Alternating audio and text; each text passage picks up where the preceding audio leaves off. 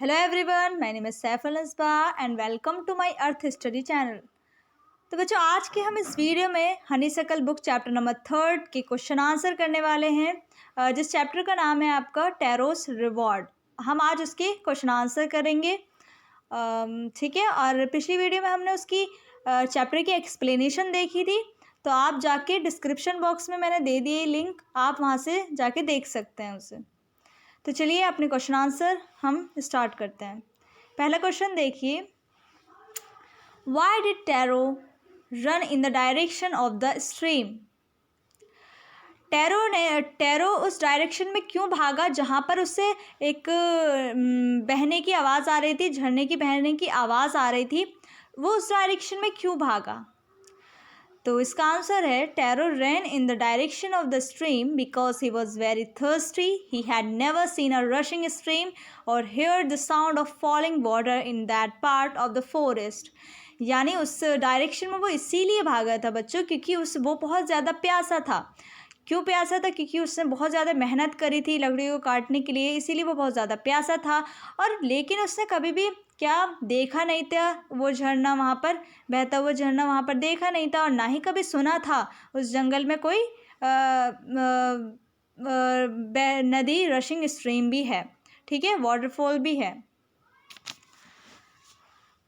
तो इसीलिए वो उस डायरेक्शन में भागा था। क्वेश्चन नंबर 2 है आपका, how did Taro's father show his happiness after drinking sake. Taro के फादर अपनी खुशी कैसे जाहिर करते हैं जब वो साके पीते हैं। Taro's father was so delighted with the sake that when he swallowed a sip of the liquid, he stopped shivering and became energetic and he did a little dance in the middle of the floor। यानी उसके जो father थे tarot के, वो drink P के इतने ज़्यादा खुश क्यों थे? उन्होंने अपनी खुशी को कैसे जाहिर किया। साकी को जब उन्होंने पिया तो उन्होंने अपनी खुशी को कैसे जाहिर किया? तो जब उन्होंने वो बहुत ज़्यादा खुश थे उस साके को पी के, और जब उसने एक घूंट पिया टैरो के फादर ने, तो वो उन्होंने कांपना यानी शिवरिंग कांपना उन्होंने एकदम से बंद कर दिया, और उसमें एनर्जी आ गई और वो एकदम से डांस करने लगे अपने फर्श पर, ठीक है। थर्ड वाला देखिए, why did the waterfall give Taro sake and other water. क्यों टैरो को जो वो वाटरफॉल था वो साके बन गया था उसके लिए, और बाकियों के लिए वाटर। तो इसका आंसर है the waterfall gave Taro sake and other water because Taro was a very thoughtful and dutiful son to his parents. He used to serve his parents with dedication and sincerity. The sake from the waterfall was a reward for his goodness. On the other hand, the people of his village got plain water because they were greedy. यानी वो waterfall tarot के लिए साके क्यों था? क्योंकि वो बहुत ज़्यादा अच्छा बेटा था अपने मम्मी पापा के लिए, अपने पेरेंट्स के लिए बहुत ज़्यादा कर्तव्य उसे अपने पता थे अपने पेरेंट्स के लिए, और वो बहुत ज़्यादा अपने पेरेंट्स के लिए सोचता था और उनसे बहुत ज़्यादा प्यार करता था। और इसीलिए वो अपने माता पिता को किस तरह से करता था ट्रीट, जैसे वो उनकी भगवान हो, ठीक है। और वो जब उनसे इतना ज़्यादा प्यार करता था, तो इसीलिए वो वाटरफॉल ने उसे उसकी गुडनेस, उसकी अच्छाई की वजह से उसे रिवॉर्ड दिया। और लेकिन दूसरी तरफ हम देखें, जो लोग थे गांव के, उन्हें वो प्लेन वाटर इसीलिए लगा क्योंकि वो बहुत ज़्यादा लालची थे, ठीक है। लेकिन टैरो में कोई लालच नहीं था, वो सिर्फ अपने पेरेंट्स को खुश देखना चाहता था, उनकी ज़रूरतों को पूरा करना चाहता था, ठीक है। क्वेश्चन 4 है, why did the villagers want to drown Taro. तो जो गांव के लोग थे वो टैरो को क्यों डुबोना चाहते थे उसी वाटरफॉल में। तो वह आंसर देखिए, when the villager went to the waterfall with big pitchers and vessels to collect sake, they simply got plain water from the waterfall. They thought that Taro had fooled and tricked them, hence they decided to punish him by drowning him in the same waterfall. जब गांव के लोग बहुत ज़्यादा बड़े बड़े pictures लेके आए, है ना, बकेट्स लेके आए उस साके को भरने के लिए, लेकिन उन्हें जब पता चला कि ये तो सिर्फ मतलब साके नहीं, ये तो सिर्फ प्लेन वाटर है, इसका मतलब है कि टैरो ने हमें बेवकूफ़ बनाया है, हमें धोखा दिया है, तो इसीलिए उन्होंने डिसाइड किया कि उसे अब हम पनिश करेंगे और उसे इसी वाटरफॉल में हम डुबो के मार डालेंगे। ठीक है, आप क्वेश्चन 5 है, why did the emperor reward tarot. अब एम्परर जो उस जापान का राजा था, उसने टैरो को क्यों रिवॉर्ड दिया? तो आंसर आपका, Taro was a very dutiful son to his parents and serve them with devotion. The emperor rewarded him with 20 pieces of gold for having been so good and kind to his parents. He also named the fountain after Taro. Through his reward, the emperor declared Taro as a role model for all children and wanted to encourage all of them to love, honor and obey their parents.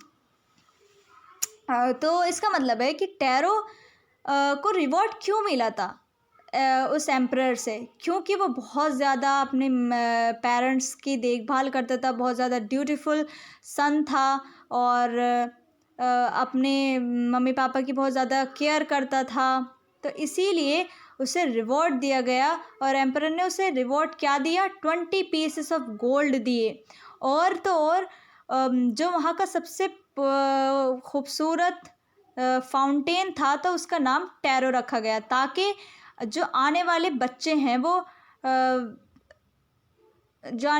उन्हें ये सीख मिल सके, वो encourage हो सके कि हमें भी अपने पेरेंट्स की बात माननी चाहिए। तो उस राजा ने क्या था, टैरो के नाम पर फाउंटेन का नाम रख दिया था, ताकि हमें इससे सीख मिले और हम भी अपने पेरेंट्स की देखभाल करें और अपनी जिम्मेदारियों को समझें। ठीक है, तो चलिए अब हम बी पार्ट करते हैं, अपना अगला पार्ट करते हैं क्वेश्चन आंसर का। मार्क द राइट आइटम, तो आपको इसमें टिक करना है बस। तो पहला देखिए, tarot earn very little money because, tarot बहुत थोड़े पैसे कमाता था क्योंकि। थर्ड वाला इसका आंसर होगा बच्चों, the price of would was very low, क्योंकि लकड़ियों के जो प्राइस थे वो बहुत ज़्यादा कम थे। टैरो सेकंड वाला है आपका, Taro decided to earn extra money, Taro ने एक्स्ट्रा मनी कमाने के बारे में सोचा, क्योंकि to buy his old father some sake, क्योंकि वो अपने फादर को थोड़ा सा साके देना चाहता था। तो इसका सेकंड आंसर हो जाएगा आपका। थर्ड है, the neighbour left Taro's hut in a hurry because she wanted to tell the whole village about the waterfall. इसका थर्ड का आंसर थर्ड ही होगा, यानी वो जो उसकी पड़ोस में जो रहती थी, वो उसके जब घर आई थी टैरो के, तो वो इतनी जल्दी में क्यों गई? क्योंकि वो सबको बताना चाहती थी, जितने भी गांव वाले थे उसे वो वाटरफॉल के बारे में बताना चाहती थी, इसलिए वो बहुत जल्दी चली गई थी वहाँ से। तो बच्चों, आपकी क्वेश्चन आंसर तो कंप्लीट हो गए हैं। अब हम आपकी बुक के डिफ़िकल्ट वर्ड्स मीनिंग देख लेते हैं। तो चलिए, तो ये है आपके कुछ डिफ़िकल्ट वर्ड्स मीनिंग, जो कि मैंने आपकी बुक से जितने भी डिफ़िकल्ट वर्ड मीनिंग मुझे लगे मैंने दिए आपको, और आप इसे अच्छे से याद करिए, ताकि आप जब फिर से दोबारा से रीडिंग करें अपनी बुक की, तो आपको बहुत ज़्यादा ईजी हो जाए पढ़ने में। तो पहला देखिए, चॉप्ड यानी कट इनटू पीसेस, छोटे छोटे पीसेस में कट करना। Whistle through, pass through with a whistling sound, तो साउंड को हम विसल थ्रो कहते हैं।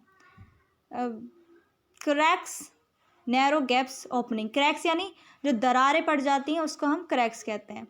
साके क्या होता है? अ पॉपुलर जापानीज ड्रिंक, तो ये एक जापान की ड्रिंक है जो कि बहुत ज़्यादा फेमस है। एक्सपेंसिव यानी कॉस्टली, महंगा। Made his way to, went to, go की सेकेंड फॉर्म वेंट होता है, तो जाना। मेड हिज वे टू, ठीक है, went to. Rushing, flowing strongly, तेज़ी से बहना। स्ट्रीम, राइवर, नदी कह लीजिए, ठीक है। नील, तो यहाँ पे देखिए बच्चों, सिट, सर नहीं सिट आएगा यहाँ पे, सिट ऑन द नीज यानी घुटनों के बल झुकना। डिलीशियस यानी very tasty. Cupped a little in his hands का मतलब ये है, जब हम अपने हाथों को फोल्ड करने के लिए, कुछ पीने के लिए अपने हाथों को फोल्ड कर लेते हैं ना, आपने टीवी वगैरह में देखा होगा कि जब कुछ विलेजर्स या गांव के जो लोग होते हैं, वो जब नल से पानी पीते हैं तो अपने हाथ को एक कप शेप में बना लेते हैं, तो उसी को हम cupped a little in his hands बोला है यहाँ पर। Pitcher, a pot usually made of mud, यानी जग को हम पिचर कहते हैं। स्वेलो, घूंट। ग्रीडली, लालच। प्रोसेशन हम कह सकते हैं लाइन बना के, जब लोग लाइन बना के खड़े हो जाते हैं तो उसे हम प्रोसेशन कहते हैं। Intended, planned. नेल्ट यानी past form of need, sorry knees होगा बच्चों ये, इसी का मतलब भी यही होता है, घुटनों के बल झुकना। ट्रिक्ड यानी डिसीव्ड, धोखा देना। मटरिंग, फुसफुसाना। सेंड फॉर, बुलाना। ठीक है बच्चों, तो ये आपके वर्ड्स मीनिंग और क्वेश्चन आंसर आपके कंप्लीट हो गए हैं। तो इसी के साथ हमारी वीडियो कंप्लीट होती है। तो मिलते हैं नेक्स्ट वीडियो में, तब तक के लिए बाय एंड टेक केयर।